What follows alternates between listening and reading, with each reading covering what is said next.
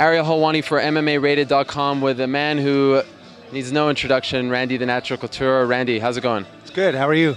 This is a weird time. We haven't heard any news about you in like the last couple of weeks. Everyone's freaking out. Give us an update on where your fight career stands. Well, everything's been filed with the state of Nevada through Mark Cuban and HDNet.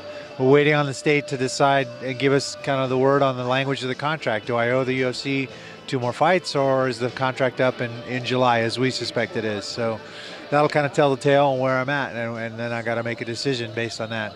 I'm hoping, and we're pretty confident that it's up in July, and I'll be free and clear then to find a way to make the Fedor fight happen, hopefully in the fall. Even if Fedor loses to Tim Sylvia, that won't bother you? You'll still like to fight him? Well, you know, the reason that fight's important to me is because, you know, most people consider him the #1 fighter in the heavyweight division, and you know, as a fighter, those are the guys you want to fight. So if Tim should happen to beat him, maybe that question's been answered. I don't know. And so then I look at who's next in line. Who do I fight? I think the fight would still be interesting, whether he wins or loses to Tim. He's a great fighter, and he's had great matchups with a lot of top guys. So I think there'd still be interest in fighting him. I think he's a tremendous competitor. So we'll just have to see what happens. Will you be attending the Affliction show on the 19th? Yeah, absolutely. I want to go, obviously, watch him compete again, see how he deals with Tim. Obviously, Tim poses some very interesting problems for fighters. He's 6'8", he's rangy, he's got great hips, scrambling and keeping a fight standing. If they are fighting in a ring, which I think is an advantage for Tim, even though that's where Fedor's used to fighting. I think for taking a guy like Tim down, that solid barrier can sometimes be your best friend. So it'll be interesting to see not only that fight, but all the other fights on that card. It's going to be a great card. So first and foremost, I'm a fan of the sport, and so I'll be there to watch. Now, about all the legal stuff, June 2nd, I think we were supposed to hear an announcement or some further details about the Zuffa HDNet case, but I think that got postponed, right? What exactly happened? Actually, I think we won the first kind of step in getting things settled, and then there was some sort of an emergency stay or what, I don't know, granted to the UFC, which I'm not really sure in legal terms what that means. But again, it's a waiting game. It's all been filed. It's just got to kind of sit and wait and see what comes out.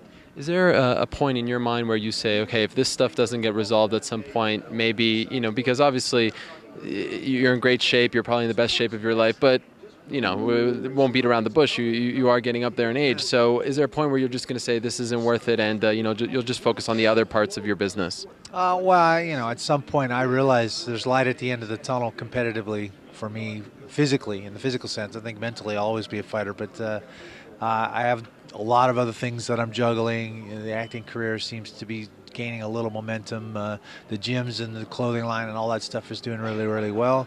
There's plenty of things for me to do. So as long as I still feel like I'm physically capable of fighting, I want to fight. It's my passion. But you know, we'll just have to wait and see how it all plays. Recently, Dana White had an interview where he still said that, you know, holding out hope that you'd come back to the UFC.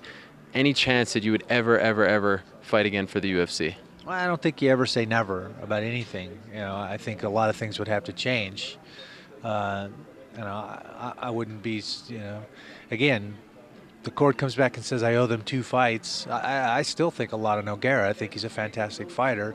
He's just not the #1 fighter in the world right now, and that's the guy I want to fight. So I'm not going to sit here and say, no, I'll never fight for those guys again. That would be silly. But I'm in a position where I can control my own destiny and find a way to make this Fedor fight happen, which could be a very, very huge fight. It'd be good for both Fedor and me, and good, hopefully, for a lot of other guys that are fighting in our sport that are kind of under the thumb of promoters and not getting, you know, fair treatment, not owning their own ancillary rights, not kind of controlling their own destinies, which are all important things to me. I work with a lot of fighters. I am a fighter, so I think those are things that need to be addressed in our sport, things that need to change, and if that one fight can facilitate some of that change, that's the icing on the cake. Have they reached out to you recently? Dana's called me a couple times, and we've had, you know, again, I'm not Tito, and Tito and I are saying a lot of the same things as far as the way fighters are treated, but you know, some of Tito's position gets lost in the gray matter with the personal things that him and Dana want to cast at each other. And Dana tried those things with me early on too. That just doesn't. It's not where I'm coming from. I'm not going to attack them personally. I got no hard feelings toward them. They're making business decisions and doing what they need to do, and I'm doing the same thing for myself. What's best for me in my career. So, you know, he called me. I'm not going to, you know, say any negative things towards him or Lorenzo or the company for that matter. I spent 11 years of my life fighting for the company, so it is what it is. And again, I'm never going to say never.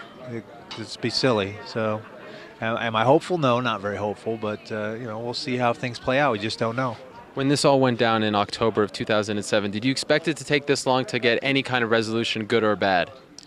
I really didn't have an expectation. I was kind of surprised it kind of grew legs and took on this whole life of its own, and I was kind of shocked by that. And I don't know. I don't think I always see myself the same way others see me. And you know, I thought, well, you know, I'm tired of putting up with a lot of this stuff. I'm going to walk away and you know, find a way to make this fight happen on my own. And next thing I know, there's 70 different media outlets trying to get a hold of me, and I'm like, holy crap, what's going on? And so that whole thing was kind of shocking to me.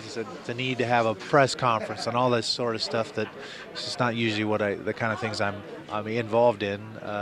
Was interesting, but you know, things happen the way they happen for a reason. So truthfully, how sick are you of answering the questions that I've just asked you? I'm sure not the only one. You know, the nice thing about it is hearing it over and over. The first time it may be a little surprising, and then you have to figure out how to answer it, the best way to answer it. After a while, it becomes, I could do it in my sleep. So basically you're telling me that this is all just like robotic and no emotion in this interview whatsoever. Well, I don't know if I go that far. All right, and Randy, final question. Kurt Angle, the submission match. We heard a lot about it, you know, I guess in the spring, and now it's kind of died down. Any news on that front? Well, again, I think the wrestling is included in my UFC contract, so until I'm free and clear in July, I'd love to do a submission match with him. You know, he said it was a fight. He said it was this. He was, you know, I don't know Kurt. Kurt's a good guy, you know, and he's in a little different world now, so things have to be a little more sensational, which is fine. I would still love to compete against him. I had a lot of respect for him as an Olympic wrestler and a collegiate wrestler. So I would love to choke him too. So hopefully, if the contract comes out the way we think it is, we'll be able to go to the PSL and promote that submission match after July. All right, well, Randy, the Natural Couture, always gracious with his time. Best of luck with all that legal crap, and hope to see you back in action sooner rather than later. Thanks. I think I'll be back. Thanks a lot, Randy.